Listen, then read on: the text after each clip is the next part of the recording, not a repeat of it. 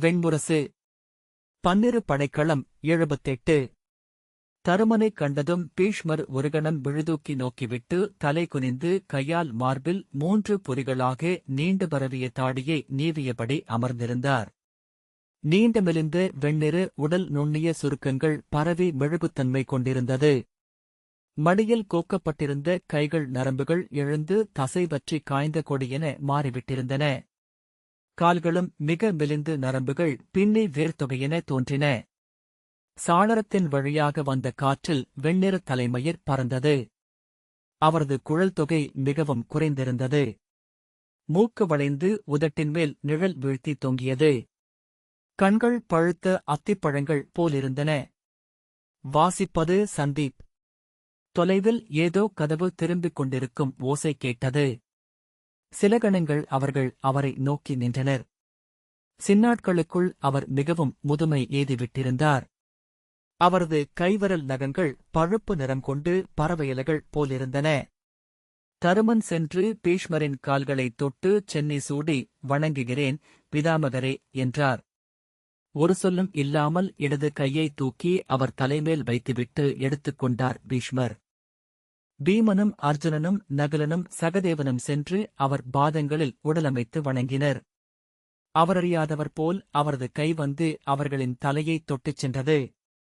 பீஷ்மரின் முதல் மாணவர் விஸ்வசேனர் அவர்கள் அமர்வதற்காக பீடங்களை சுட்டிக் காட்டிய பின் வெளியே சென்று கதவை மூடிக்கொண்டார். தருமன் மட்டுமே அமர்ந்தார். அவருக்குப் பின்னால் நகுலனும் சகதேவனும் நின்றிருக்க பீமனும் அர்ஜுனனும் சற்று அப்பால் சென்று தூணில் சாய்ந்து நின்றார்கள். பீஷ்மர் சொல்லெடுக்கட்டும் என்று தருமன் காத்திருந்தார். அவர் தன் உடலிலிருந்து அகன்று தொலைந்து விட்டவர் போலிருந்தார். பொறுமையின்றி பீமன் உடலசைத்த போதுதான் சற்று நேரம் ஆகியிருப்பதை தருமன் உணர்ந்தார்.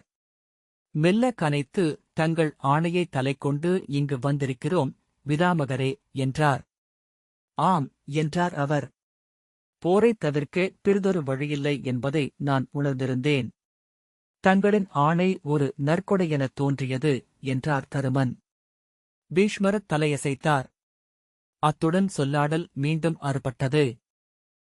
பேசாமலிருப்பதன் பொருத்தமின்மையை உணர்ந்து பீஷ்மர் அசைந்து அமர்ந்து பீமனை நோக்கி, காடுகளில் அலைகிறாயா என்றார். ஆம் பிதாமகரே என்றான் பீமன். தாங்களும் காடுகளில்தான் பெரும்பாலும் இருக்கிறீர்கள் என்றார்கள் என்றான். பீஷ்மரின் முகத்தில் மெல்லிய புன்னகை எழுந்தது. ஆம், அங்கு அடிக்கடி மாறும் நெறிகளும் அறமும் இல்லை என்றார்.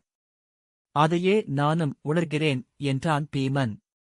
பின்பு அது காட்டு விலங்குகளுக்கு பேசும் மொழி இல்லை என்பதனால் இருக்கலாம் என்றான். பீஷ்மர் சிரித்துவிட்டார். திரும்பி அதே சிரிப்பொலியுடன் தருமனிடம், இங்கு நிகழவிருப்பது ஒரு எளிய குல விளையாட்டென்று எடுத்துக்கொள் மைந்தா. இதில் வென்றாலும் தோற்றாலும் இறுதியில் நீ வெல்வாய் என்றார். ஒரு கணம் அவர் விழிகளில் அறியாது ஒரு தத்தளிப்பு நிகழ்ந்து சென்றது.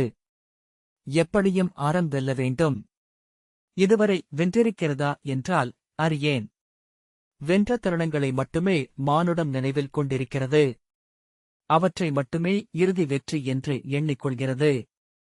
அந்நினைவுகளால் ஆன வரலாற்றை நம் காலடி மண்ணாக அமைத்திருக்கிறது. எனவே அறம் வெல்ல வேண்டும் என்றே விழைவோம். வெல்லாவிடில் நாம் நின்றிருக்க நிலமிருக்காது என்றார். தருமன், அறத்தின்மேல் நான் கொண்டுள்ள நம்பிக்கை என்பது அது வெல்லும் என்பதனால் அல்ல, அழைக்கும் என்பதனால் அல்ல, அழைத்துச் செல்லும் என்பதனாலும் அல்ல, அது எனக்கு உவப்பானது, அது ஒன்றே இயல்பானது என்பதனால்தான் என்றார். பீஷ்மர் விழிகள் ஈரம் கொள்ள, நெகிழ்ந்து தொண்டை அசைய, கை நீட்டி அவர் கைகளை பற்றிக் கொண்டார். அவ்வண்ணமே இரு மைந்தா. இம்மண்ணில் எதுவும் உன்னை துயிர்கொள்ளச் செய்யாதிருக்கட்டும் என்றார். அவரது கைகள் தருமனின் கைகளுடன் சேர்ந்து நடுங்கின. தங்கள் வாழ்த்து என்றும் என்னுடன் இருக்கும் என்றார் தருமன். பீஷ்மரின் வலது கண்ணிலிருந்து நீர் வழியத் தொடங்கியது. முதியவர்களுக்குரிய வகையில் தலை நடுங்க தொண்டை நிகழ்தசைய அவர் விசும்பி எழுதார். பின்பு மெல்ல எளிதாகி முகத்தைத் துடைத்தார். முகத்தில் இறுகியிருந்த தசைகள் ஒவ்வொன்றாக விடுபட்டன. முதுமை என்றார். எண்ணும்போதே அழுகை வந்துவிடுகிறது. அழுது முடித்ததும்தான் வாழ்க்கை இனிதெனத் தோன்றுகிறது, தருமன் அதை கனிவு என்பார்கள் என்றார். இறப்பு குறித்து அச்சம் என்பார்கள் என்று பீஷ்மர் சிரித்தார். வாயின் பற்கள் பல உதிர்ந்திருந்தாலும் அவரது சிரிப்பு அழகாக இருந்தது. வாழ்க்கையை புரிந்து கொள்ளாமையின் தவிப்பு என்று நான் சொல்வேன் என்றார். தருமன், இளமையில் நாம் புரிந்து கொள்ள ஒரு வாழ்க்கை மட்டுமே முன்னுள்ளது. முதுமையில் அது பல்கிப் பெருகி விடுகிறது என்றார். பீஷ்மர், இருக்கலாம். ஒன்றையும் அறியாமல் விட்டுச் செல்வதுதான் அனைவருக்கும் இயன்றது. நான் என்றாவது அவரை பார்க்க வேண்டும். என் மூத்தவர். அவர் எழுதும் காவியத்தில் விடைகளென ஏதேனும் உள்ளதா என்று கேட்பேன் என்றார். பீமன், அவர் உரிய வினாக்களை முன்வைத்திருந்தாலே நன்று, பிதாமகரே என்றான். பீஷ்மர் ஆம் என்றபின் உரக்க நகைத்தார். தருமனிடம் திரும்பி, இதுவரை நாற்களம் ஆடியதே இல்லை. அதன் நெறிகள் என்னவென்றும் வழிகள் என்னவென்றும் நான் அறிந்ததில்லை. திரும்பத் திரும்ப 4 பகடைகளை உருட்டி 12 மடங்குகளையும் வகுபடல்களையும் கொண்டு ஆடுவது ஏன் இவர்களுக்கு சலிப்பூட்டவில்லை என்று எண்ணி வியந்திருக்கிறேன் என்றார் பீஷ்மர். ஆழ்ந்துவிட்டால் எதுவும் சலிப்பூட்டுவதில்லை பிதாமகரே என்றான் அர்ஜுனன். அம்புமுனை கொண்டு நாம் அறிந்ததல்லவா அது? அவனை விழுதூக்கி நோக்கிய பின், ஆம், உண்மை. இப்புவியில் பல்லாயிரம் ஆடல்களில் நம்மை குவித்து நம்மை கண்டடைகிறோம் என்றார் பீஷ்மர். ஆனால் அம்பென்பது பறவையின் தூய வடிவம். ஆகவே அது அழகியது என்றார். பகடை என்பது சொல்லின் தூய வடிவம் என்றார் தருமன். அவரை புரியாமல் திரும்பி நோக்கிய பின் சிரித்து, ஆம், அதனால்தான் அதை என்னால் புரிந்து கொள்ள முடியவில்லை போலும் என்றார் பீஷ்மர். மிக விரைவிலேயே பீஷ்மர் மீண்டு நெடுநாட்களுக்கு முன் அவர்கள் அறிந்த பிதாமகராக ஆனார்.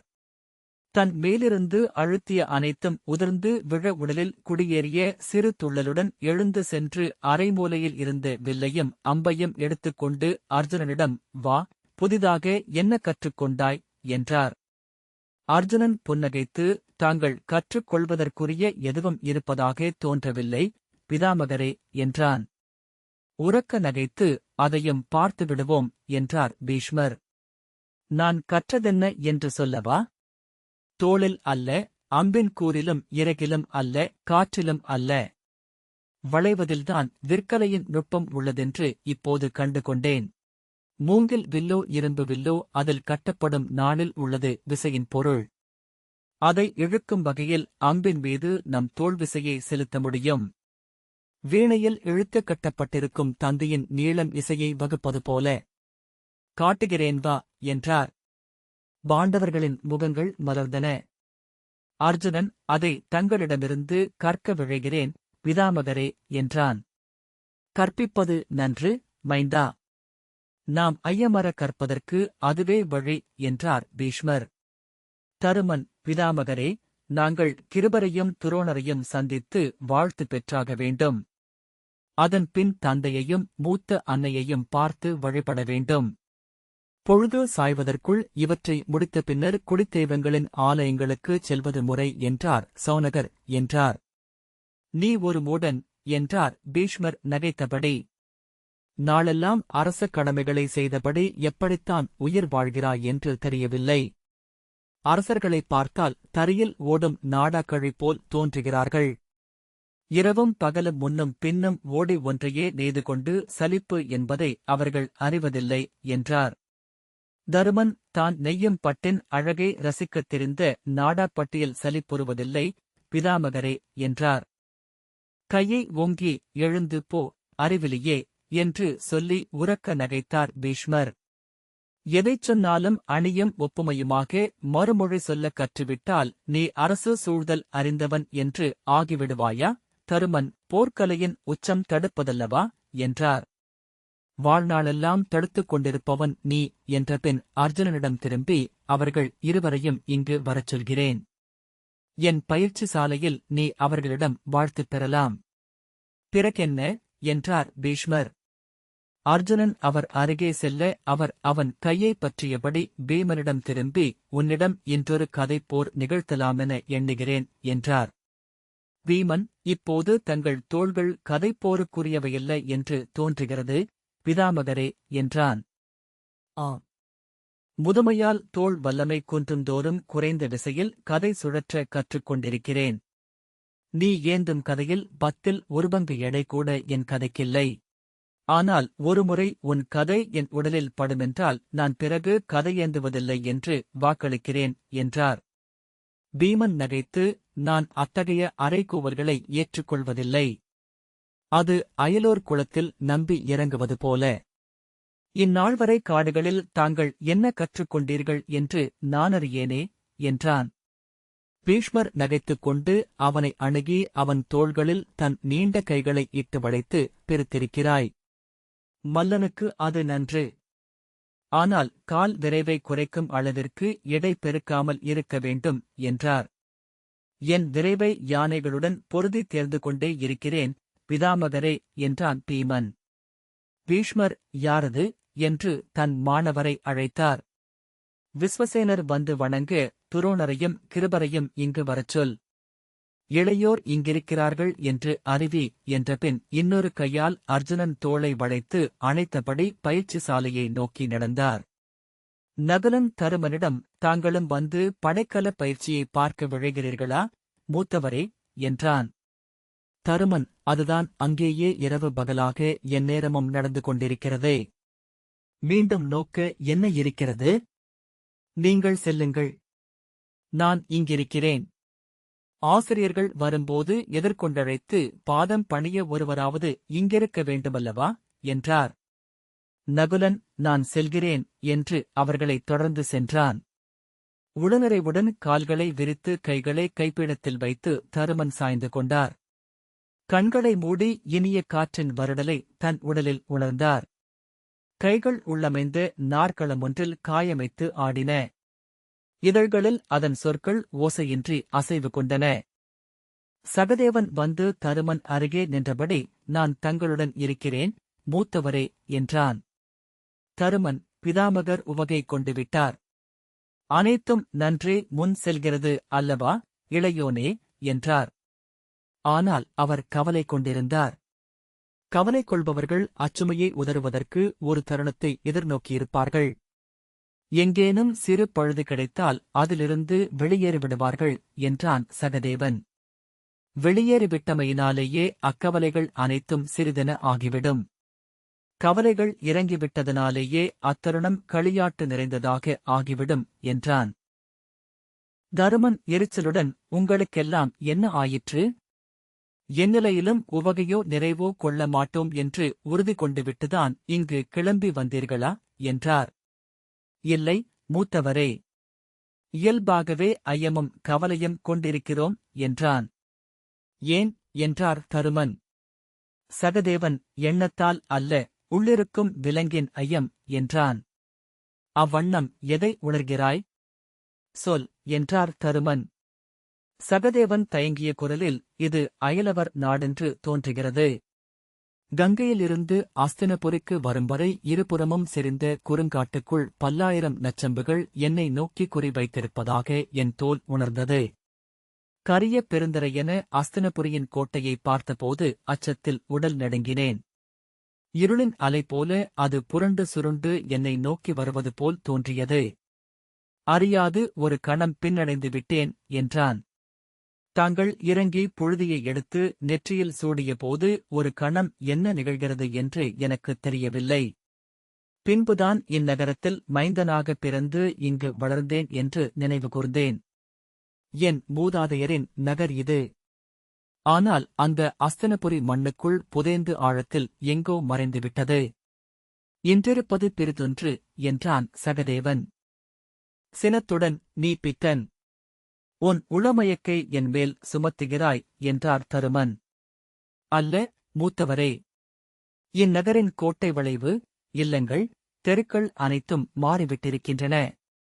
இவற்றின் மேல் கரிய நஞ்சொன்று படிந்து இன்றும் எஞ்சுவது போல. உண்மையிலேயே தூண் மடிப்புகளிலும் சிற்பப பொருத்துகளின் இடுக்குகளிலும் கரிய தூள் போன்ற பாசிப்படிப்பு ஒன்றைக் காண்கிறேன். விரல் கொண்டு அதை தொட்டு எடுத்து பார்த்தபோது அருகே நின்ற கனகர் என்னிடம் அதை நாவில் வைக்க வேண்டாம் என்றார். முன்பு இங்கொரு நஞ்சு பரவி மறைந்துள்ளது. அதன் எச்சங்கள் அவை. அவையனைத்தும் சூதர்கதைகள் என்றார் தருமன். சூதர்கள் ஒவ்வொருவருக்கும் ஓர் இயல்பை உருவாக்கி அளித்து விடுகிறார்கள். பின்பு சொல்லி அவற்றை பெருக்குகிறார்கள். அந்தச் சித்திரத்திலிருந்து அதற்குரியவர்கள் எந்நிலையிலும் தப்ப முடியாது உரக்க நகைத்து 50 பழிகள் இயற்றினாலும் கூட என்னை அறத்தான் என்றே அவர்கள் சொல்வார்கள் என்றார். சகதேவன் ஒன்றும் சொல்லவில்லை. தருமன், சரி, சொல். நீ என்ன உணர்கிறாய் என்றார். நஞ்சு இந்நகர் முழுக்க நிறைந்துள்ளது என்றான் சகதேவன். தருமன், இன்று காலை என் காலில் கண்ணீருடன் வந்து விழுந்து குடிமக்களின் உள்ளங்களிலுமா என்றார். ஆம். அவ்வுள எழுச்சி உங்களுக்கு மிகையாகத் தோன்றவில்லையா என்றான் சகதேவன். தருமன், உளராதே. அவை எந்தை இங்கு வாழ்ந்த நாள் முதல் ஈட்டிய பேரன்பின் வெளிப்பாடுகள் என்றார்.